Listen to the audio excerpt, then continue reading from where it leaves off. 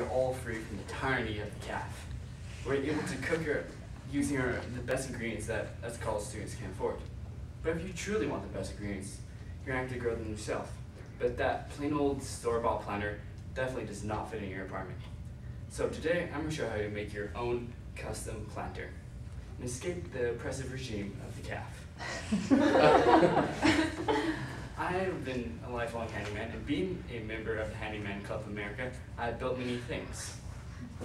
So, using my tools, I will explain the parts and tools, tell you how to build a planter, and I'll explain a little bit about what you can put in your planter. First things you're going to need are your parts. You're going to need your wood, preferably redwood, as it works better with moisture. As you can see, this side is finished, as it's nice and smooth, as opposed to this side where it's unfinished. Depending on if you have supplies to actually sand it, you're either choose one of the two options. The other things you're going to need are screws, obviously to put it together and assemble the planter. And you're also going to need wood glue to ensure a cohesive bond so that the wood can actually bond together.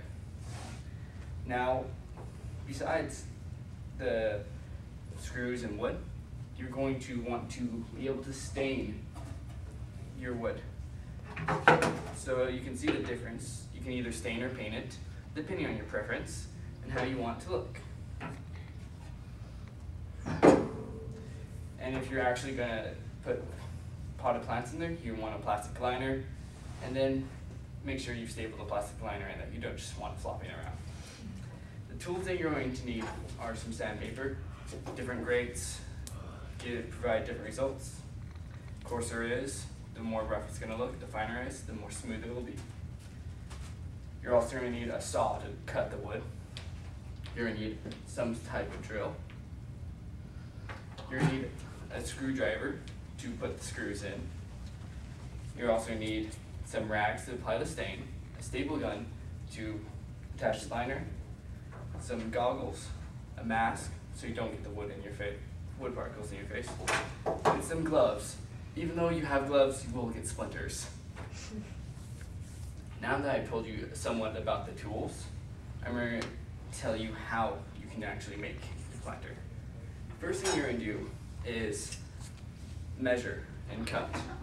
What you would do is use something like this. This is a square. And it's not square, but ensures you have a square line. The rule of thumb, measure twice, cut once. Don't do it the other way around, it doesn't work. Now, after measuring and cutting all your pieces, you would have them, if you had finished wood, you wouldn't have to sand it. If you had unfinished wood beforehand, you'd have to make sure it was sanded before you cut, because it makes it a lot easier as opposed to that. Now, you're putting your box together, you would drill with this piece already on so that the holes would line up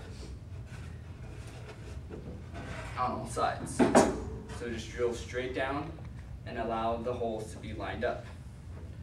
Once you have all the sides and holes put together, you can then you have to basically put together twice so you can make sure you have wood glue in between all the joints.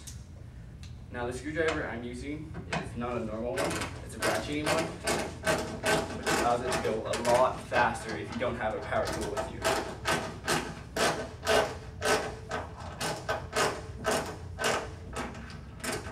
Ratcheting screwdriver is also very good if you're in tight places.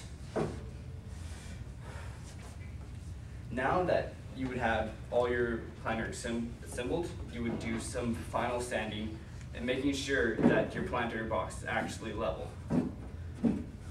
Once it's all level, you're going to take some rags, dip it into whatever stain you have, and apply the stain. There's two different, now that I tell you how to actually build your planter, I'll tell you what you can fill it with. You're going to put your plastic liner in, staple it. You can either, depending on how many, normally you can put herbs to spice up your dishes. If you're going to use multiple types of herbs, it's best to leave them in their pots so that the herbs don't conflict with each other. Mint, basil, and thyme are all very easily grown indoors, but you just have to be careful because each one has its own different environments. Make sure to put the box where it can get about 6 hours of sunlight, then just watch it grow and water them as needed. While you could go out and buy your own planter, it's better to use your tools, build a planter, grow the plants, knowing that the planter and the food was prepared by you. To close, I like to quote Don Ellis: "Why should a craftsman not make use of all of his tools if they promote a greater communication and expressiveness? This is not to deny that beautiful things can be fashioned out of very modest means, but what possible objection can there be towards an artist trying to be more resourceful?"